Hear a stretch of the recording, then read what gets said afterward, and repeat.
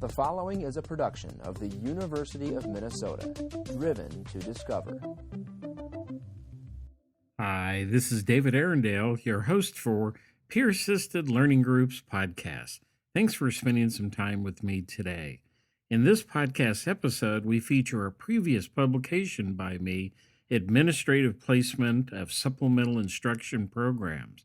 That was a national study which I conducted of every SI program of which we were able to identify at the National Center for SI in Kansas City. Well, administrative placement was one of the questions that was most often asked during training workshops whenever we train faculty and staff from across the country and frankly around the world on how to be able to start up a program. Well, this was one part of my dissertation that focused on several aspects of supplemental instruction that was published back in 2000. Olivia and Henry, members of my synthetic voice family, will narrate the publication. If I was writing my dissertation today, no doubt there'd be plenty of changes, but I think the publication is still useful and there's lessons to be learned from the research from the national study of SI programs. Separately, I've created a new podcast that just features my previous publications like this. It's named Equity Podcast, Equal Outcomes for All Students. It's available at www.equitypodcast.org. You can find links to all of my podcasts, Facebook pages, Twitter feeds, YouTube channels, and the like at www.davidmedia.org. I'm providing a couple of samples of what will appear on that podcast on this one. That's what the previous episode was in this podcast series whenever I shared about understanding the SI model. With the Equity podcast, I provide a short introduction and then have my synthetic voices do the narration. This particular episode uses multiple voices to add what I hope is variety and a little bit of fun while listening, with one voice asking questions and the other answering by reading from the publication. To make it easier to listen to, the narration will not include all the references, dates of the publications, and the citations in the middle of the publication, nor provide a reference list at the end. You can find the original document by doing a simple Google search. In addition to this audio episode, I also provide a PDF transcript of this original publication. Well, I really hope these words are useful in your work. Well, let's turn to Olivia and Henry tell us about administrative placement of supplemental instruction programs and what were the lessons that I learned from that experience. Greetings, everyone. I am Olivia and will serve as the primary narrator for David's research study. Welcome, everyone. I'm Henry and will serve the role of asking questions as I listen to the story that Olivia is sharing with us. Well, it is time to begin, Olivia. Thanks, Henry, and welcome everyone who is listening to the podcast. Impact of Administrative Placement upon Programs. David Arundel, 2000. Overview of the research study. Supplemental Instruction, SI, is an academic support and enrichment program implemented widely in the U.S. This study investigates factors at nearly 400 institutions that may indirectly influence academic performance of students that participate in the SI program. With reorganization occurring at many institutions, the question of the best administrative location for particular functions often is raised. This study may also spur similar studies for other forms of academic assistance. Introduction to the research study. Supplemental Instruction, SI, is effective in improving selected college student outcomes such as academic achievement and persistence rates. However, there has been little research concerning critical variables that may indirectly influence SI effectiveness. Of the SI research studies conducted, no research has focused on the potential influence of administrative placement of the SI program within the institution upon student achievement. SI is an academic enrichment program that increases student academic performance by targeting traditionally difficult academic courses that often have 30% or higher rate of D or F final course grades or withdrawals. Rather than focusing on high-risk students, all students are encouraged to participate voluntarily in SI. Facilitated by a fellow student, SI provides out-of-class study review sessions that employ active and cooperative learning strategies to create an enriched learning environment where students increase their mastery of the academic content material and concurrently develop cognitive learning strategies that are transferable to other classes. Olivia, you have identified a gap in the professional literature. Tell me more about the purpose of this research study. The purpose of this study was to investigate factors that may have an indirect influence upon the effectiveness of the SI program to improve the academic performance of students. The focus of this investigation was on SI programs at post-secondary institutions in the United States that receive training from the National SI Training Center located at the University of Missouri-Kansas City, UMKC. Exploration of this issue may help to explain why there are differences among SI programs throughout the U.S. regarding various levels of academic achievement for participating students. Data from this study may suggest that there is a preferred administrative placement for the SI program within an institution. This narrow investigation is part of a larger issue within education. The professional literature, professional associations, and national conferences often identify exemplary educational practices for potential adoption by other institutions who wish to obtain higher student outcomes. However, it is uncommon to read literature that identifies the specific program activities or features that need to be observed to obtain the same results as reported by the original institution that created the educational practice. What practices may actually be ineffective or actually counterproductive to the desired results? What other variables may be involved in the success of the educational practice at the institution that created it that cannot be easily duplicated at other institutions? These are critical questions that must be answered. Data from this research study may suggest that there is a preferred administrative placement for SI programs. This information would then encourage educators to be more knowledgeable about such preferences when selecting one administrative location over another for initiating or moving the learning assistance program within the administrative structure of the institution. Helping educators understand that one administrative placement may be more helpful for student service could assist in the improvement and increased effectiveness of the specific program to assist more students. With the present environment of limited funds for campus academic support and enrichment programs, it is important that campus administrators carefully select the administrative location for learning assistance programs to maximize their benefit for assisting students to be successful and retain through to graduation. Increased persistence toward graduation provides additional funds for the institution through student tuition, fees, and other purchases made by students who might otherwise drop out. What does a wider review of the professional literature tell us about this research project, Olivia? There has been no published literature that directly addresses the issue of the administrative placement of SI programs. A limited number of citations address the wider area of academic support programs. Some authors have suggested that close coordination with both academic affairs and student affairs enhance the effectiveness of the academic support center in meeting the academic needs of students. However, these discussions were mostly philosophical and not based on empirical evidence. Did any of the researchers look at this issue as not an either or issues but rather a way to work with both academic and student affairs? You are exactly right, Henry.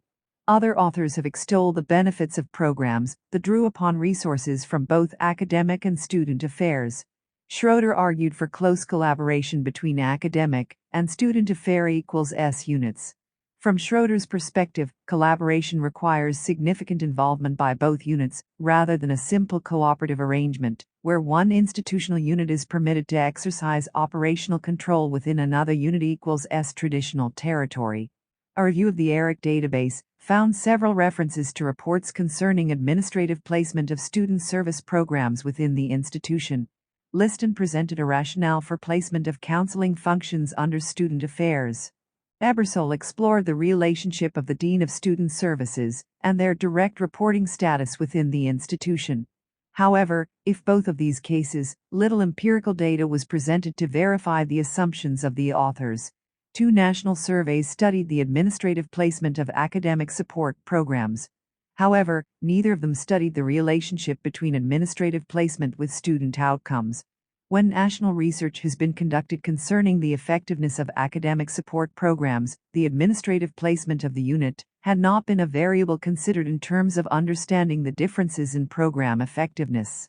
Martin and Skarke suggest that close coordination with both academic affairs and students' affairs can enhance the effectiveness of the Learning Assistance Center in meeting the academic needs of students. Usually, these discussions on the need for coordination with academic and student affairs have been mostly philosophical discussions that are not based on empirical evidence. Rauch and Snow argued that academic credibility and instructional commitment was higher when developmental education programs had strong working relationships with academic departments.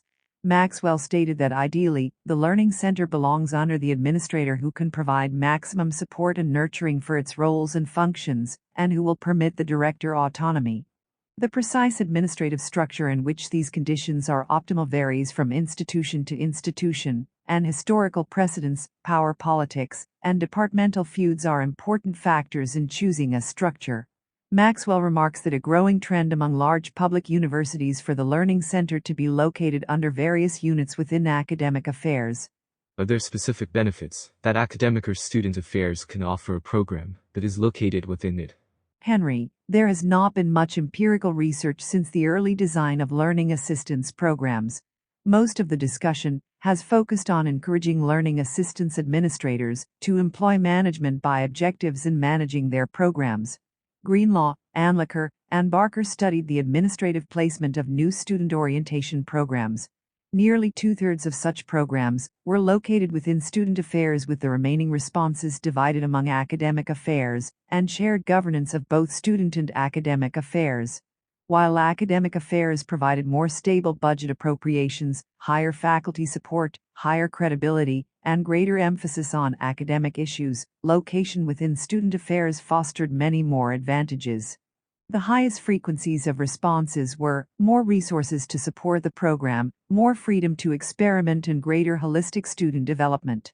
The authors argued that appropriate placement of orientation programs was often a function of the local campus culture and institutional mission, rather than arguing that placement under one administrative unit was universally superior to any other. Many citations were provided regarding the benefits of programs that drew upon resources from both academic and student affairs. Any national studies of administrative placement of a program? Several national surveys studied the administrative placement of learning assistance and developmental education programs. However, neither of the national surveys studied the relationship between administrative placement with program or student outcomes. Boylan, Bingham, and Kochman reported that a national sample of developmental education programs reported to academic affairs nearly 79% of the time, with student affairs a distant second with 12%, and all other variations of other administrative units the remaining 9%. The most common title of the administrator to whom the program reported was the Dean of Instruction of Academic Vice President, 61%.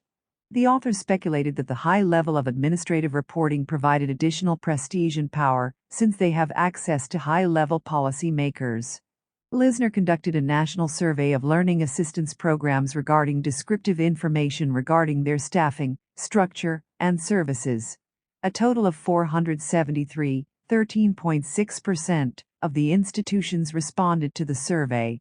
Regardless of institutional type, public versus private, 4-year versus 2-year, learning assistance programs reported to various levels of academic affairs 2/3 of the time, and approximately 1/3 of the time to either a chief student affairs officer or director of the counseling center.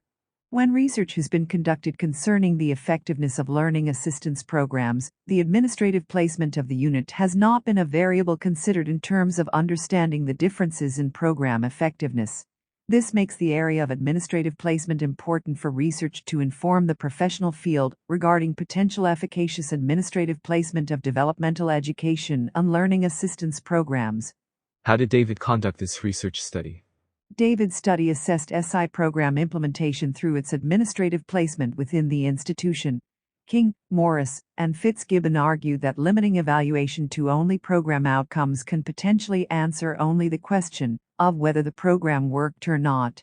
They argued that the focus should be placed on the deeper question of what worked and what did not, and how those variables contributed to the final outcome.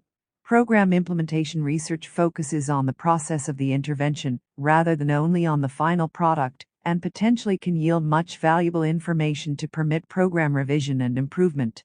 This type of research has never been conducted regarding the implementation of the SI program. There were 4 dependent variables. The first was the mean grade difference between the SI and non-SI participants. This displayed the difference in mean final course grade between students who either did or did not participate in the voluntary SI program. A higher positive number suggested that the SI program was more effective in increasing mean final course grades for participants. The second variable was the mean percentage difference of D and F final course grade and course withdrawal rates between SI and non-SI participants. This displayed the mean difference in the grade between students who either did or did not participate in the voluntary SI program. A higher positive number suggests the SI program was more effective in reducing unsuccessful final course grades. The third variable was the SI participation rate. This was the mean percent of students who voluntarily participate in the SI program within a class that offered the program. A higher number was desirable since it indicated that more students participated and used in the program. The final variable was the satisfaction level of the SI program. This rating was determined by the campus SI coordinator. This variable sought to ascertain the satisfaction level of this administrator with the SI program regarding whether it had reached its optimal operating level and was achieving desired student outcomes. There was one independent variable. This was the administrative placement of the SI program within the institution. There were 6 categorical choices for this variable: academic affairs, administrative affairs, enrollment management, joint reporting to academic and student affairs, and other. What were the procedures for the study, Olivia, and the manner that the data would be analyzed? The list of faculty and staff from the 735 institutions who received training by SI staff was obtained from the National Center for SI at UMKC. Each person on the list received a packet containing a cover letter from the researcher and a copy of the survey instrument. The instrument included various types of responses to the questions. Fill in the blank, e.g., contact information, mean difference in grades, percent utilization of SI, Likert scale, e.g., satisfaction rating of the SI program, and forced choice, e.g., administrative location of the SI program. The subjects who did not return the completed packet within 3 weeks of the due date received follow-up encouragement to participate. The completed questionnaire packets were returned by administrators from 380 institutions during 1999. SI programs which had been cancelled were eliminated from the study, since most reported that the original SI coordinator had left the institution and program records were not available. The research question was investigated through a one-way analysis of variance between the 1 independent and 4 dependent variables. The independent variable was the administrative placement of the SI program, academic affairs, administrative affairs, enrollment management, joint reporting to academic and student affairs, or other. The 4 dependent variables were the SI program outcome variables: mean final course grade difference, mean percentage of D, F and W final course grade, SI participation rate, and SI satisfaction level. After all this work, what were the results of this study? The SI programs were analyzed regarding the relationship of SI program administrative placement, independent variable, with the student outcomes, dependent variables. A one-way analysis of variance was used with the data. There were no statistically significant results between the independent and dependent variables. To answer the question of whether SI programs lasted longer based on their administrative placement, chi-square was used to analyze the data. As a result, there was no significant statistical difference between administrative placement of the SI program and the length of time that the SI program had been in operation. Well, I am stunned, Olivia. You could have told me this at the beginning, and I could have saved the time listening. This research study was a failure. Calm down, Henry. There was no failure in this research study. Just a surprise with the results. David got an answer to his original question about whether administrative placement makes a difference. Just settle down, and I will tell you the result of the story. Okay, Paul Harvey, I am listening. The question of administrative placement is a common one raised during SI supervisor training workshops at UMKC. Some reports in the professional literature had speculated that placement under academic affairs would have been more beneficial since the perception was that this unit commanded the most prestige and financial resources. Others had suggested that student affairs would have been the better site since academic support programs are often located within this division due to its equals focus on student development. It had been predicted that one type of administrative placement for the SI program would have been more beneficial for supporting an SI program, and as a result would contribute to higher student outcomes and satisfaction ratings by the SI supervisor. The question of administrative placement is a common one raised during SI supervisor training workshops at UMKC. While a decade ago most SI programs were administered under student affairs with about half the rate placed under academic affairs, the survey data from this research study suggested that this had been reversed with nearly two-thirds of SI programs administered under academic affairs. Some had argued that placement under academic affairs would have been more beneficial, since on most campuses this division commands the most prestige and financial resources. Others had argued that student affairs would have been the better site since traditionally programs such as academic support have been located within this division as they are concerned with the student development-related programs. Why did David think that this result of no significance occurred? He offered several possible explanations for no statistically difference between the different types of administrative placement and the 4 SI program outcomes. The first is that there actually is no difference, and that the findings are valid and reliable. The second is that the unique campus culture on individual campuses is more important to contributing resources for support of a successful SI programs than just whether the program is placed under academic affairs, student affairs, or other forms of administrative assignment. The third possible answer is that the methodology for collecting the information was flawed through both the SIPQ survey instrument, moderate level of reliability, or through the manner in which two of the outcome variables were collected. Rather than asking the campus SI supervisor to provide a mean final course grade for both the SI and non-SI groups, the survey asked for the difference between those two numbers. This provided only one number for used in the statistical analysis rather than two. The same was true for the rate of D, F, and W final course grades. The researcher had initially felt that this manner of data collection would have been easier for the respondent to supply, rather than asking them to compute the two mean scores, SI and non-SI groups. Consultations with other researchers suggest that the reduction from 2 to 1 piece of data, only the difference between the two numbers, may have reduced the variability of response, therefore masking the actual correlation between the independent and dependent variables. The final reason for not finding a relationship between administrative placement and the 4 dependent variables is that more information must be collected for analysis to study the possible impact by other cross-institutional variables, such as institutional characteristics, date established, geographic regions of U.S., control by local state independent, affiliation by public independent, IRS status, percent of expenditures for student services, percent of expenditures for instruction, curricular characteristics, school calendar system, Carnegie classification, highest degree offered, faculty environment, student-faculty ratio, average faculty salary, and peer environment, student body type of co-ed male-female, average undergraduate tuition and fees, fall enrollment headcount, AVARAG. How did David explain that administrative placement was not a significant factor whether the SI program was discontinued? It was surprising that there were no statistically significant differences between the two categories of SI programs, active and discontinued. It had been theorized that discontinued SI programs had been operated in a manner inconsistent with procedures recommended by UMKC during their SI supervisor training workshops, and by that produced low program outcomes leading to their discontinuance.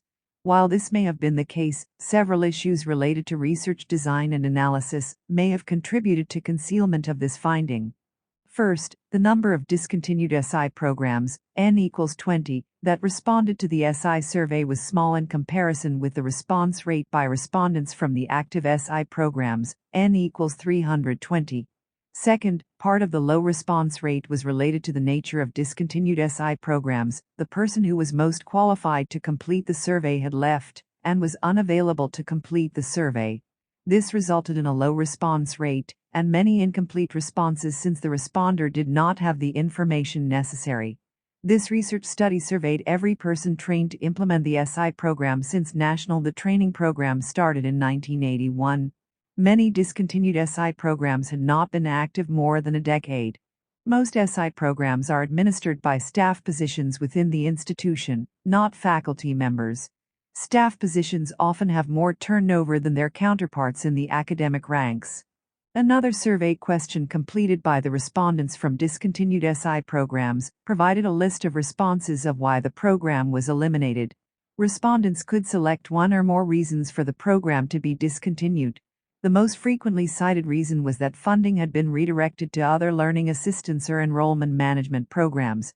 The second most frequently cited reason was that the person originally appointed by the institution to supervise the program, and generally trained by UMKC, had left the institution, and that the program was discontinued upon their departure.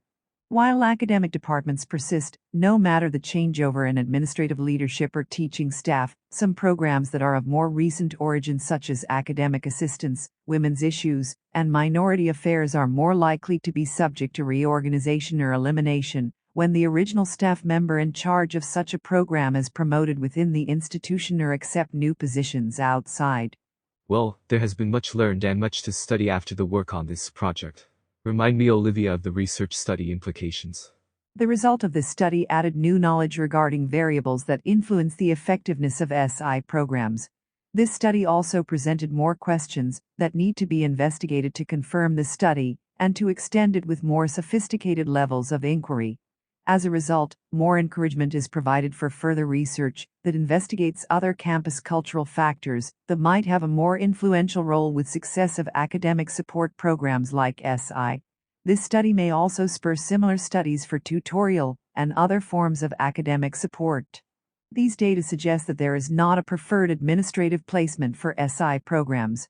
This finding encourages further research to investigate other campus cultural factors that might have a more influential role in supporting the success of academic enrichment programs like SI than just focusing on the narrow variable of administrative placement.